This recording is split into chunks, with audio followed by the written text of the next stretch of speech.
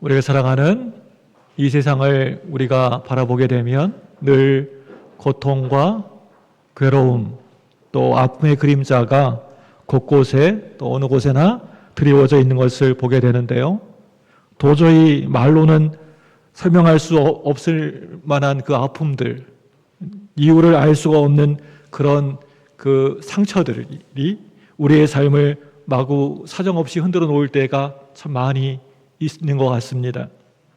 그리고 우리는 늘 묻게 됩니다. 하나님, 왜 이런 일이 나에게 찾아오고 또 이런 일이 일어나게 되는 걸까요? 왜 이런 고통이 우리에게 찾아오는 것일까요? 지난 몇 해 동안 전 세계 곳곳에서 우리의 마음을 무너뜨리는 비극들이 얼마나 많이 일어났습니까? 전쟁의 한복판에서는 사랑하는 사람을 잃는 어떤 한 여인이 시신 앞에서 무너져 내렸습니다. 이번 우크라이나 전쟁을 보면 TV에서 많이 보지 않았습니까? 주저앉고 쓰러져 있는 그 여인을 보게 되고요. 그리고 또 우리 주변에는 기후의 변화로 인해서 한순간에 그 삶이 무너져 내린 가정들이 있었습니다. 지하 공간에 살던 가족이 미처 빠져나오지 못해서 생명을 잃었고, 또 물이 차오르는 주차장에서 차를 지키려고 내려갔던 사람들이 다시는 집으로 돌아오질 못했습니다. 그 중에서 마지막 순간까지 자식을 살리려고 했던 어떤 한 어머니의 절규가 있었습니다. 잘 살아야 한다라는 그 한마디가 공기 속에 흩어졌지만은 아이는 끝끝내 돌아오지를 못했습니다. 도시 한복판에도 많은 사람들이 한순간에 목숨을 잃는, 압사당해가지고, 무슨 행사가 있어서 압사당해가지고 많은 사람들이 죽는 참사가 있었습니다. 그때 어떤 한 생존자가 이렇게 말했습니다. 참사는 사람을 가리지 않는다. 이번에 운 좋게 당신이 아니었을 뿐이다. 이 말은 우리 모두의 마음을 깊이 울렸습니다. 여러분, 그렇습니다.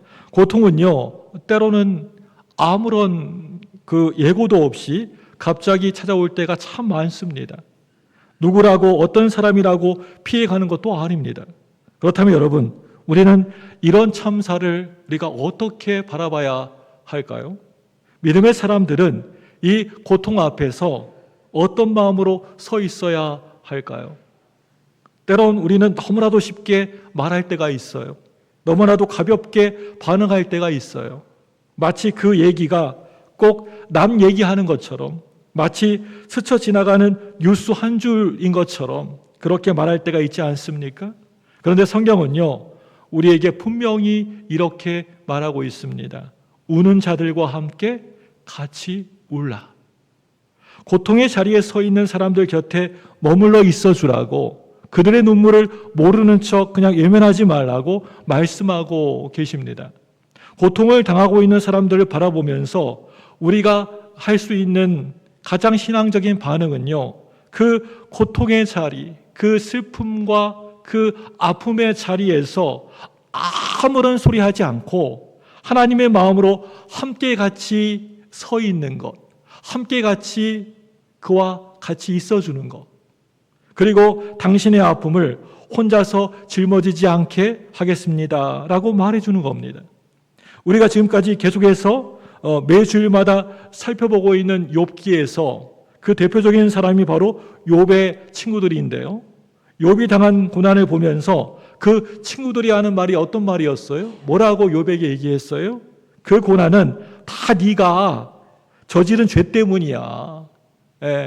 무슨 이유가 있으니까 네가 그렇게 고통당하고 있는 거지, 어려움 당하고 있는 거지. 하나님이 그냥 너에게 벌 내리시겠어? 네 잘못이야. 그래서 네가 지금 벌 받고 있는 거야. 네가 고생하고 있는 거야 라고 아주 쉽게 당연하다는 듯이 공식화해버립니다. 그런데 이런 접근은요, 아주 너무너무 위험한 접근이에요. 고난이나 사회적인 재난이 닥쳐오게 되었을 때 왜 나에게 이런 일이 생기게 되었지 하면서 확실한 답을 찾지 못해서 믿음의 회의를 느끼고 교회를 떠나버리는 경우가 정말 참 많기 때문입니다. 팀 켈러 목사님의 고통에 답하다라는 책이 있습니다. 참 좋은 책이에요. 한번 여러분 꼭 사서 이 고통에 답하다 이 책 꼭 읽어보시기 바랍니다. 그런데 이 책을 읽으시면 여러분 신앙에 뭐든지 유익이 되겠지만, 큰 도움이 되지만, 그런데 이 책에 딱 한 가지 문제점이 있어요. 그게 뭘까요? 이 책 다 좋은데 문제점이 있어요. 예, 너무나 이 책이 두껍다는 거예요. 성경책보다 훨씬 두꺼워요. 책이 아무리 좋아도 여러분 두꺼우면 그게 읽혀져요? 안 읽혀져요, 여러분? 예, 처음 읽기도 전에 머리 아프잖아요. 예, 그 책이에요. 이따만하게 두꺼워가지고, 예, 보통 참 두꺼운 책 안 읽게 되잖아요, 우리가. 이 책을 보시면 어떤 한 어린아이가 엄마에게 질문하는 장면이 나오는데요. 자기 친구가 어렸을 적에 소아마비에 걸린 거예요. 여러분, 소아마비 어떤 병인지 다 아시죠? 예, 어떤 병인지 아시죠? 예, 어린 시절에 걸리게 되면 몸이 좀 마비가 되어서, 한쪽이 마비가 되어서 평생 그렇게 힘들게 살아가야 하는 병이에요. 그 아이가 엄마에게 묻습니다. 엄마, 하나님이 정말 살아계시다면 내 친구가 왜 소아마비에 걸렸을까요? 라고 엄마한테 물어본 거예요. 만약에 여러분들이 이럴 때 아이가 그런 질문을 했다면 이럴 때 여러분 뭐라고 대답하시겠어요? 생각해 보세요. 왜 내 친구가 왜 소아마비 걸린 거예요? 엄마? 라고 물어본다면 뭐라고 대답하시겠어요? 그 엄마는 이렇게 말합니다. 글쎄, 엄마는 잘 모르겠다. 교회 가서 목사님께 물어봐. 목사님은 아실지 모르겠다. 엄마는 잘 모르겠어. 그리고 2년 후에, 그 일이 있는 2년 후에 소아마비 백신이 개발된 거예요. 너무나도 기쁜 일이죠. 엄마는 말합니다. 역시 하나님은 살아계셔. 이런 좋은 백신을 만들어 주셨잖아? 그러니까 그 아들이 이렇게 말하는 거예요. 하나님이 그걸 다 알고 계셨다면 좀 미리 좀 만들어 주시지. 왜 이제야 만들어 주셨을까요? 그래서 그 아이는 결국 하나님을 찾아서 믿지 않는 무신론자가 되었다고 합니다. 애플 회사의 스티븐 잡스 아시죠? 예, 스티븐 잡스도 13살까지 교회 열심히 다녔다고 합니다. 예, 교회를 예수도 열심히 잘 믿었대요. 13살까지요. 어느 날 잡지에서 아프리카 아이들의 참담한 모습을 보고 목사님에게 이 스티브 잡스가 이런 질문을 했다고 합니다. 하나님은 이 아프리카 아이들이 이렇게 고통받고 있는 것을 알고 계셨을까요? 목사님은 그래, 그럼 다 알고 계시지? 라고 그냥 대충 이렇게 대답을 했다고 합니다. 너무 성의 없는 답변 같죠? 그 대답에 엄청 실망한 이 스티브 잡스는요, 그 뒤로 곧바로 교회를 문을 박차고 떠났다고 합니다.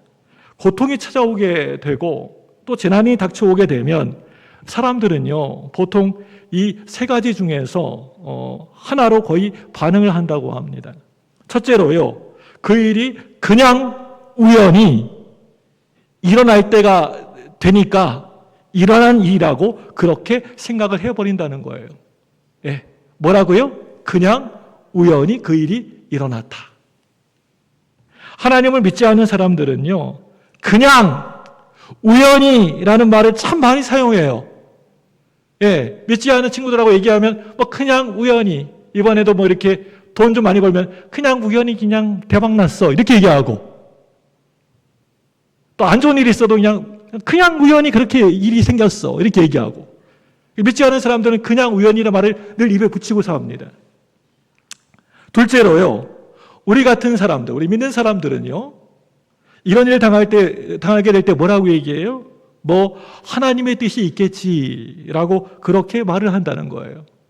셋째로요, 성과 악의 갈등 속에서 생겨난 일이라고 말하기도 한다는 거예요.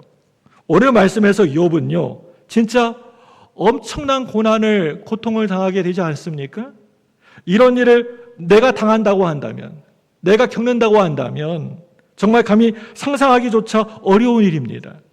갑자기 잘 지내고 있었는데 종들이 하루아침에 다 죽어버린 거예요. 모든 재산을 빼앗겨 버리고 만 거예요. 큰 부자였는데, 그 지역에서 유지였는데. 그런데 거기에서 끝나지 않았어요. 그나마 조금 남아있던 재산도요, 하늘에서 떨어진 불로, 번개로 모두 다 타가지고 없어지고 만 거예요. 하루아침에 집이 한순간에 와르르 무너져 내리고요, 집안에 있던 10명의 자녀들이 모두 다 한날 한시에 죽어버리고 말았어요. 여러분, 이게 이해가 됩니까? 납득이 됩니까? 그리고 자신은요, 기왓장으로 몸을 막 긁어야만 되는 그 중병에 걸려서 고통을 겪고 있는 겁니다. 그때 욥의 친구들이 와서 이렇게 말을 합니다. 야, 욥, 네가 당하는 그 고통은 다 네가 저지른 죄 때문이야. 네가 하나님께 잘못한 게 있어서 그런 일 당한 거야. 이렇게 얘기하는 거예요. 아주 단순하고 너무나도 쉽게 결론을 딱 내버리는 겁니다. 그런데 욥은요, 오늘 말씀에서요, 그것과는 다르게 완전 다른 얘기를 들려주고 있는데요. 오늘 말씀은 자신이 겪은 그 참사를 포함해서 이 세상에 있는 그 고통과 재난에 대해서 성경이 어떻게 말하고 있는지를 아주 잘 보여주고 있는 말씀입니다. 여러분, 유심히 보시기 바랍니다. 내가 지금 고통 가운데, 어려움 가운데, 고난 가운데 있다 하시는 분들, 오늘 말씀 더 집중해서 보시기 바랍니다. 욥의 고통과 참사에 대한 답변 가운데 첫 번째로는요, 바로 이것입니다. 이 세상의 모든 일들이 다 여호와의 하나님의 손 아래에서 하나씩 하나씩 진행되고 있다라는 사실입니다. 우리 다 같이 9절과 10절 말씀 볼까요? 우리 욥기 12장 9절과 10절입니다. 같이 봅니다. 시작. 이것들 중에 어느 것이 여호와의 손이 이를 행하신 줄을 알지 못하랴. 모든 생물의 생명과 모든 사람의 육신의 목숨이 다 그의 손에 있느니라. 누구의 손에 있다고요? 하나님의 여호와 하나님의 손에 있다는 거예요. 여러분, 9절과 10절 말씀 앞에 7절을 보시면요, 뭐라고 되어 있어요? 우리 12장 7절 볼까요? 12장 7절. 예, 12장 7절입니다. 시작. 이제 모든 짐승에게 물어보라. 그것들이 내게 가르치리라. 공중의 새들에게 물어보라. 그것들이 또한 내게 말하리라. 예, 뭐라고 되어 있어요? 모든 짐승에게 뭐 해보라고요? 물어보라. 사람도 아니고 뭐한테 물어보라고요? 짐승에게 물어보라는 거예요. 인간은 짐승보다 뛰어나죠? 영장류이잖아요. 우리 사람은요, 영장류. 우리는 동물보다 훨씬 우월합니다. 그런데 어떤 부분에서는요, 동물들이 우리보다 훨씬 뛰어난 점이 좀 있다는 거예요. 우리 교회에도 힘 좀 꽤나 쓰시는 분들 계시잖아요. 우리 박상호 집사님 얼마나 키도 크고 그냥 그럽니까? 그리고 김주홍 집사님 얼마나 그냥 뭐 이렇게 힘세 보이십니까? 막 힘이 막 넘쳐 보이시죠? 그런데 에버랜드, 우리 용인에 저기 서울 옆에 용인이 있거든요. 에버랜드 거기 사파리가 있습니다. 사파리 투어가 있는데 사파리에 있는 그 호랑이와 사자와 싸워서 이길 수 있을까요? 우리 박상호 집사님이 아무리 좀 건강해 보여도 사자 때려 눕힐 수 있을 것 같아요? 네. 사자가 도망간다는 얘기도 있네요. 정말 말도 안 되는 얘기잖아요. 그럴 수 없지요. 예. 혹시 여러분 중에서 달리기 아주 잘 하시는 분, 소시적에 어릴 적에 달리기 하면 맨날 1등 하셨던 분, 예. 치타와 달려가지고 이길 수 있다면 제가 지금 당장 1억 드리겠습니다. 다 모아도 1억은 안 되겠지만, 네, 아무튼 1억 드릴게요. 예. 치타와 이겨서 달리기 이길 수 있는 분. 가능하시겠습니까? 예. 약간 좀 탐내는 분이 있어요. 제 1억을요. 자, 눈이 시력이 아주 좋으신 분들, 독수리보다 눈 좋으신가요? 눈이 좋습니까? 독수리보다? 독수리는요, 저 하늘 상공 2000m에서 땅에 있는 잘 보이지도 않는 그 작은 쥐를 보고 확 날아와가지고 낚아채버립니다. 2000m에서 1km 되는 상공에서. 혹시 헤엄 잘 치시는 분, 수영 잘 하시는 분, 우리 수영 잘 하시는 분, 수영장 하시는 분 있던데, 우리 권사님들 가운데에서도, 우리 집사님들 가운데에서도, 예. 수영 잘 하시는 분, 연어보다 헤엄 잘 치십니까? 연어는요, 강에서 튀어나가지고요, 알래스카까지 간다고 합니다. 헤엄쳐가지고. 평생 4만 킬로미터를 헤엄칩니다. 이게 바로 연어입니다. 가끔 짐승들을 보면 우리 사람들하고는 전혀 비교할 수 없을 만큼이나 정말 놀라운 능력을 가진 경우가 참 많이 있는 것 같습니다. 오늘 욥이 말하는 것도요, 바로 이것입니다. 지금 내가 겪고 있는 고난이 그게 무엇인지 사람들은 잘 알지 못하지만 짐승들은 오히려 알 수가 있다라는 뜻이에요. 짐승들조차도 알 수가 있다라는 거예요. 그렇다면 여러분, 모든 짐승들, 모든 이 세상의 동물들을 만드시고 특별히 사람을 만드신, 모든 것을 다 창조하신, 지으신 하나님의 손 아래에 모든 것이 다 있다라는 것을 여러분 믿으십니까? 정말 확실히 믿으세요?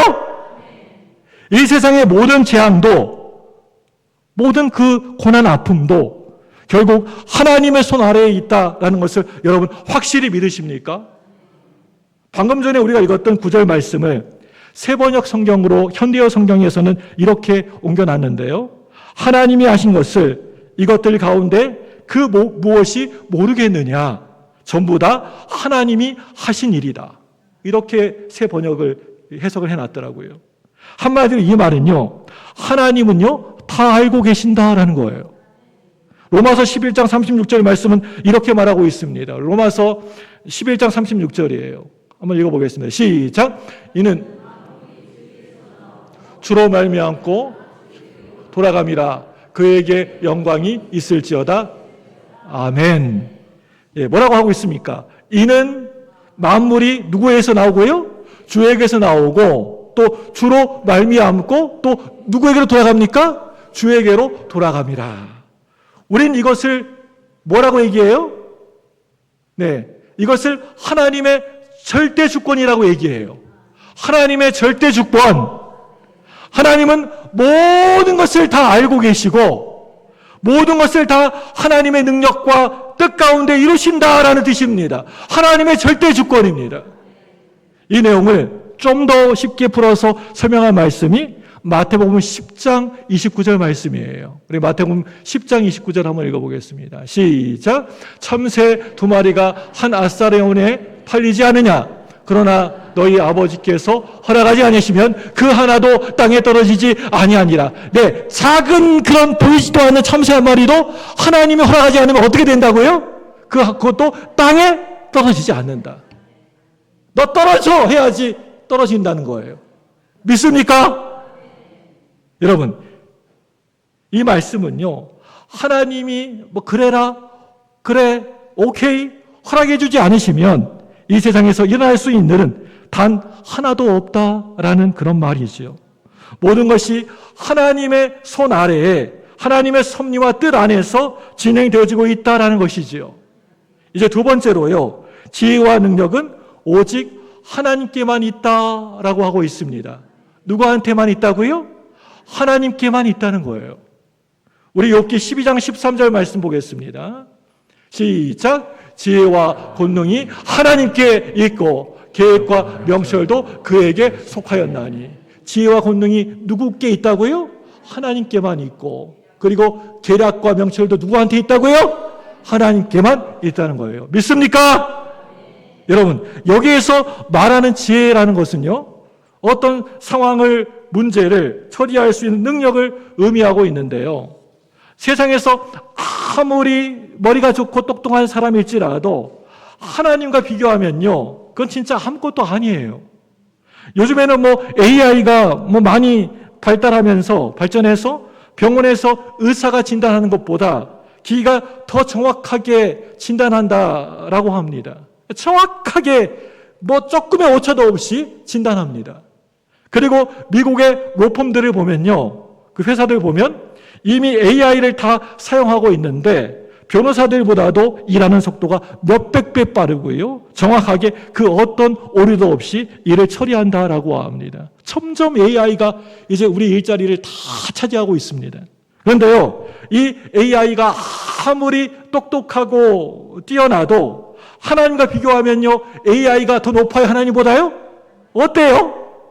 예. 그거 아무것도 아니라는 거예요. 고린도전서 1장 25절 말씀 보겠습니다. 예. 예. 고린도전서 1장 25절. 시작. 하나님이 어리석음이 사람보다 지혜롭고 하나님의 약하심이 사람보다 강하다. 예. 하나님의 어리석음이 뭐보다 더 뛰어나다고요?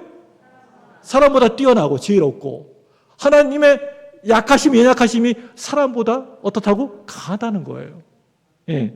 여러분, 하나님은 지혜만 있으신 게 아니고요.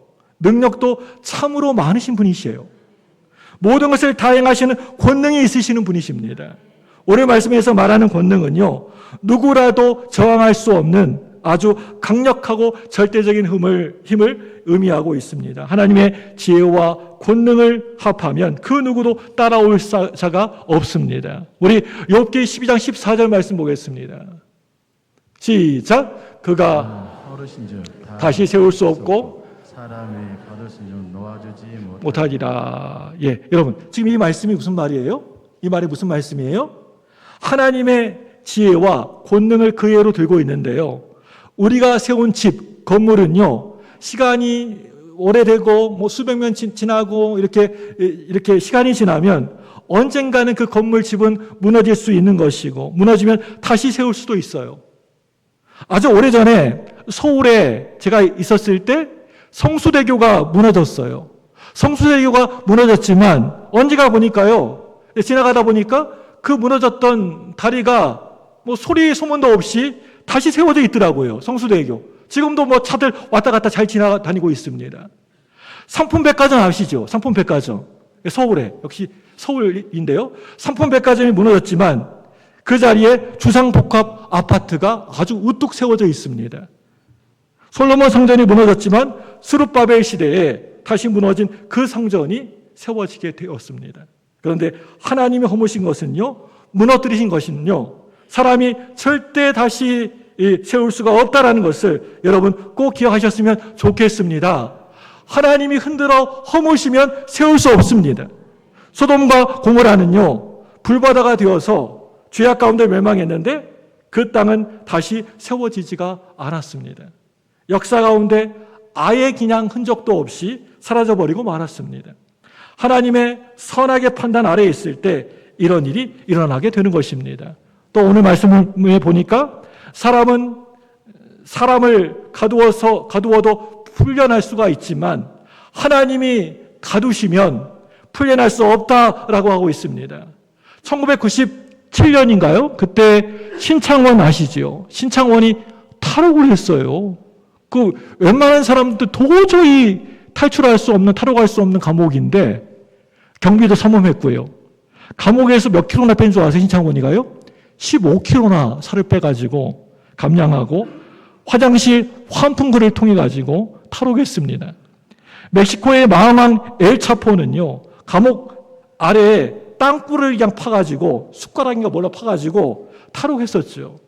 사람은요, 이렇게 요리조리 빠져나갈 여지가 충분히 있습니다. 그런데 하나님의 그 권능과 능력 아래에서는 그게 절대 결코 불가능하다라는 것입니다. 할 수가 없습니다. 유다의 마지막 왕이 누구예요? 유다의 시드기야 왕이 나라가 멸망해 가는 가운데 예레미야 선지자를 통해서 하나님의 음성을 듣게 됩니다. 너희 나라는 이제 곧 있으면 망하게 된다. 그러니 바벨론에 가서 얼른 너희들 가서 항복해라. 항복해라. 두 손 들고 항복해라. 이것은 하나님의 분명한 말씀이었습니다. 그런데 이 시드기야 왕은 어떻게 했어요? 하나님 말씀을 그렇게 분명히 듣고서도 그냥 도망쳐 버립니다. 그런데 적군이 기가 막히게 이 시드기야를 잡아냅니다. 이걸 볼 때 그 누구라도 하나님의 손 아래에서 벗어날 수가 없다라는 것을 알 수가 있습니다. 요나도요, 하나님의 음성을 분명히 듣고도 거절하고 멀리 모르는 척하면서 도망갔지만 결국에는 이 요나 어떻게 됩니까? 하나님의 손에서 그리 멀리 도망가지 못하고 다시 돌아오게 되지 않습니까? 이게 우리 인간의 한계라는 거예요. 이 세상에 하나님의 지혜와 권능을 뛰어넘을 수 있는 그런 존재는 그 누구도 아무도 없습니다. 욥기 12장 15절 말씀 보겠습니다. 15절입니다. 시작. 그가 물을 막으신즉 곧 마르고 물을 보내신즉 곧 땅이 뒤전. 하나님이 물을 흐르지 못하게 꽉 막아버리시면 땅에 가뭄이 들게 되고요. 물을 보내주시면 홍수가 난다라고 하고 있습니다. 결국에는 모든 것은 다 하나님의 손 안에, 하나님의 손 아래에 있다라는 것입니다. 하나님의 지혜와 권능 가운데 있다라는 것입니다. 세상의 진정한 지배자는요, 오직 하나님 한 분뿐이십니다. 하나님이 모든 것을 다 행하십니다. 지금 일어나고 있는 모든 길흉하복이 다 하나님의 손 아래에 있다라는 것을 여러분 믿으시기를 바랍니다. 언제 터질지도 모르는 그런 화산, 대지진, 쓰나미, 이런 천재지변도 하나님의 손 아래에 있다라고 성경은 말하고 있습니다. 그렇다면 여러분, 우리는 이러한 재난을 어떻게 받아들여야 합니까? 이건요, 아주 너무나도 중요한 질문입니다. 첫째로요, 성경은 이 고난과 고통의 이유를 모든 경우에 대해서 아주 명확하게 속 시원하게 설명해 주고 있지는 않다라는 것입니다. 성경은요, 우리가 살아가면서 겪게 되는 그 고난의 이유를 모두 다 말해주고 있지 않습니다. 욥도 하나님은 아신다. 모든 것이 다 하나님의 손 아래에 있다라고 말했지, 그 고난이 어떻게 해가지고 일어난지에 대해서는 전혀 말하고 있지는 않습니다. 그런데 우리는요, 본능적으로 그 이유를 알고 싶어 합니다. 왜 내가 고난을 당하지? 내가 왜 교회 열심히 다니고 예수도 잘 믿는 것 같고 신앙생활도 잘하는 것 같은데 왜 나에게 이 어려움과 이런 고통과 아픔이 있는 거지? 하면서 그 원인을 꼭 알고 싶어 합니다. 성경이 말하지 않는데도 알고 싶어 해요. 궁금해 합니다. 그러다 보니까 성경이 아닌 다른 세상 이야기나 떠드는 소리에 귀를 바짝 기울이게 되는 것이죠. 회의로운 자들은요, 이런 큰 참사가 일어나게 되면 거 봐라, 하나님이 어디에 계시냐, 어디에 있느냐라고 하면서 하나님의 존재를 부정해버립니다. 우리에게 하나님에 대한 회의를 자꾸만 심어줍니다. 이게 회의론자의 모습이에요.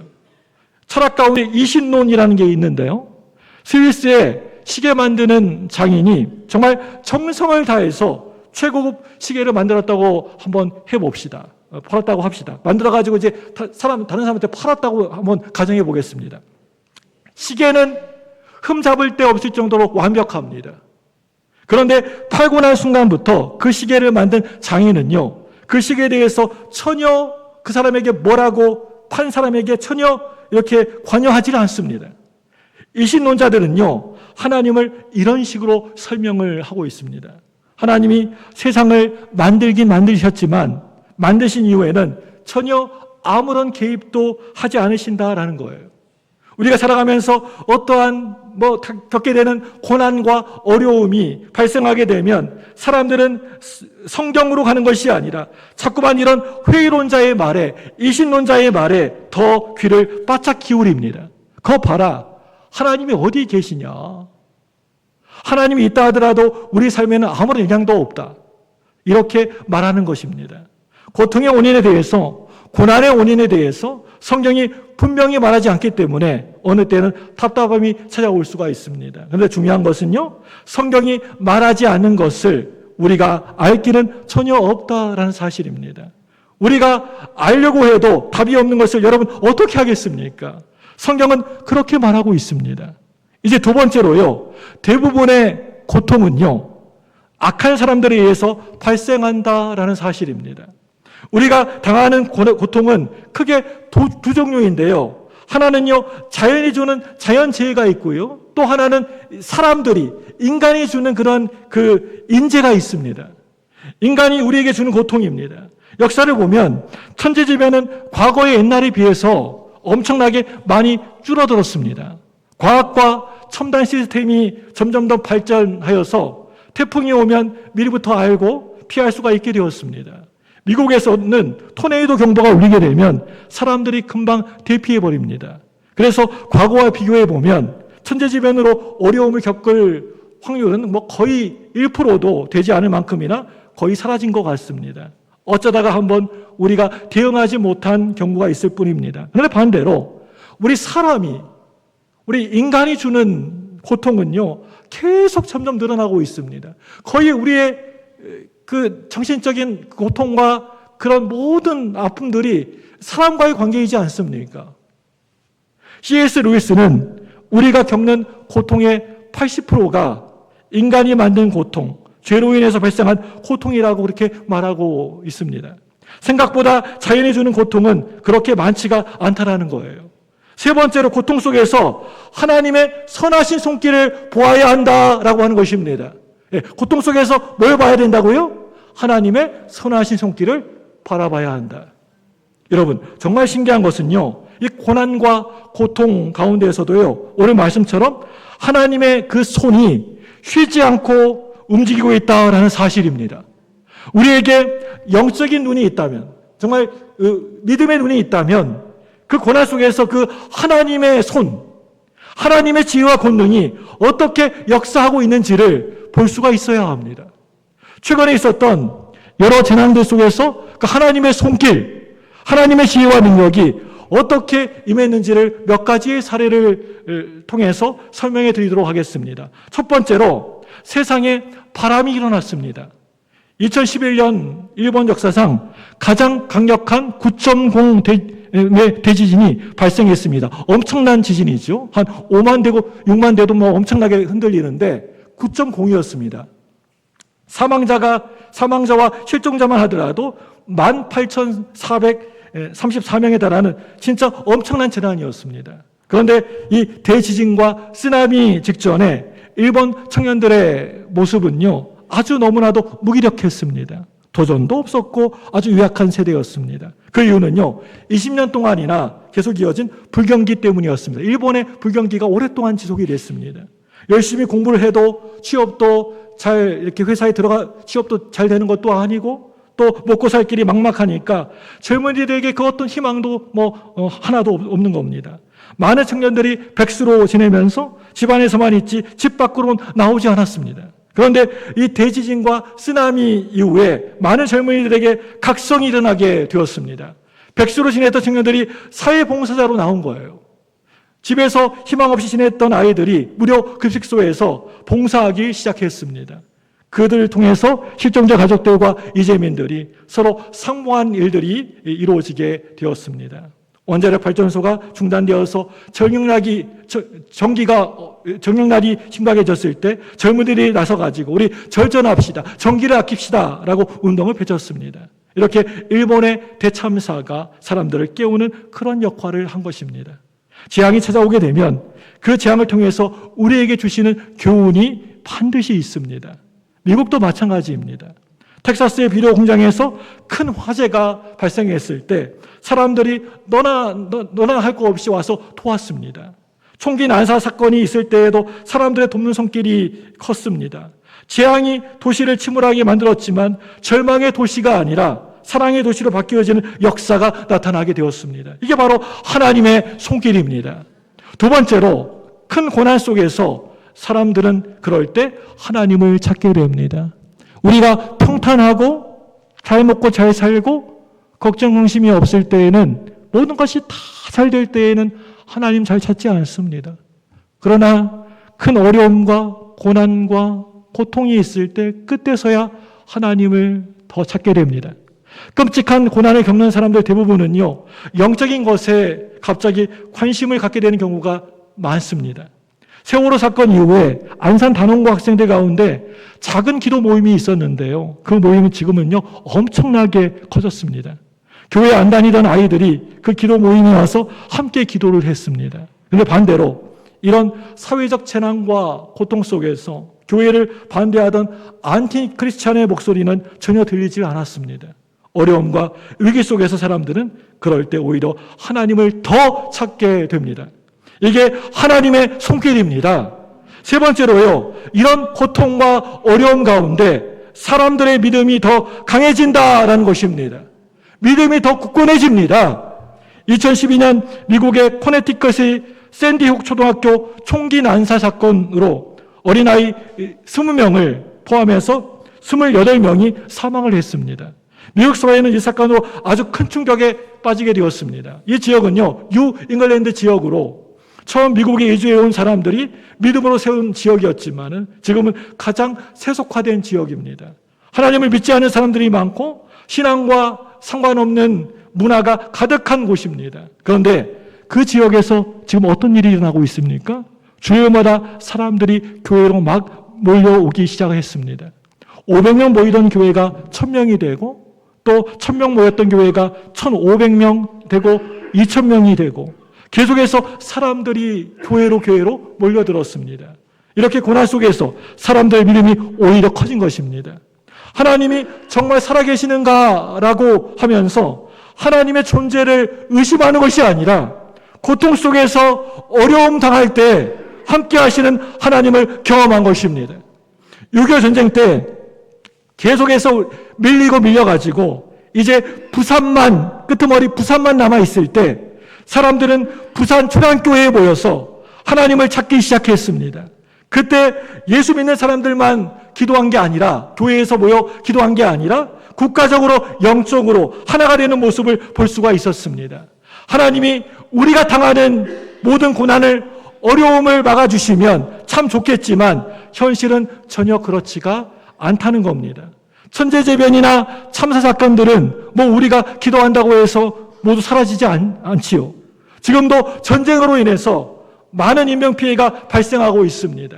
우리가 열심히 기도한다고 해서 이 세상 모든 전쟁이 바로 즉시 멈춰지는 것은 아닙니다. 고통의 문제는 그리 단순하지가 않습니다. 그래서 우리는 계속해서 그 고통의 이유를 찾고 또 찾을 때가 있습니다. 왜 이렇게 어려움과 고통이 찾아오는가? 이유를 찾으려고 합니다. 그런데 하나님은 그 이유를 분명하게 확실하게 우리에게 말해주지 않으십니다. 그런데 중요한 것은 이것입니다. 그런 엄청난 고통의 순간에도 하나님의 손길이 거기에 그곳에 분명히 있다라는 사실입니다. 하나님은 우리가 겪는 그 위기 속에서 고난과 고통 속에서 그냥 모른 척하지 않으시고 늘 언제나 어김없이 손을 내밀면서 이렇게 말씀하십니다. 나는 너와 함께 한단다. 나는 너를 사랑한단다. 나는 너를 끝까지 버리지 않는단다. 우리가 겪는 그 어떤 고난의 순간에도 하나님은 그 자리를 지키시고 우리에게 음성을 들려주십니다. 그래서 믿음의 사람은요, 욥처럼 상상할 수도 없는 고난을 겪게 될 때 결국에는 믿음으로 이겨내는 것을 볼 수가 있습니다. 왜 그런가 하면은 하나님의 손길이 있기 때문입니다. 하나님의 역사가 있기 때문입니다. 지금 여러분 가운데 고통의 늪 가운데 헤어나오지 못하는 분 계십니까? 너무나 힘들어서 그 늪 속에 빠져가지고 허적허적거리면서 못 빠져나온 분 계십니까? 과거의 고통으로 아직도 트라우마 속에 빠져 계신 분 계십니까? 앞으로 미래에 찾아올지도 모르는 고통을 미리 땡겨가지고 염려하고 걱정하고 고민하고 계시는 분 계십니까? 여러분, 하나님의 손길은요, 분명히 있습니다. 예, 저도 경험했고요. 또 여기 앉아 계신 분 중에 경험하신 분들 많으실 것입니다. 하나님의 손길은 분명히 있고요. 우리 하나님은 살아 계십니다. 살아 역사하십니다. 어떤 순간에도 하나님의 그 손길은 존재합니다. 이유는 말씀해 주지 않으실지라도 그 손길로 우리와 함께 하시고 힘과 능력을 주시는 분이 바로 하나님이십니다. 오늘 이 시간 그 하나님의 손길과 능력을 믿고 의지하는 우리 모두가 되시기를 주님의 이름으로 간절히 축복합니다. 우리 이 시간 함께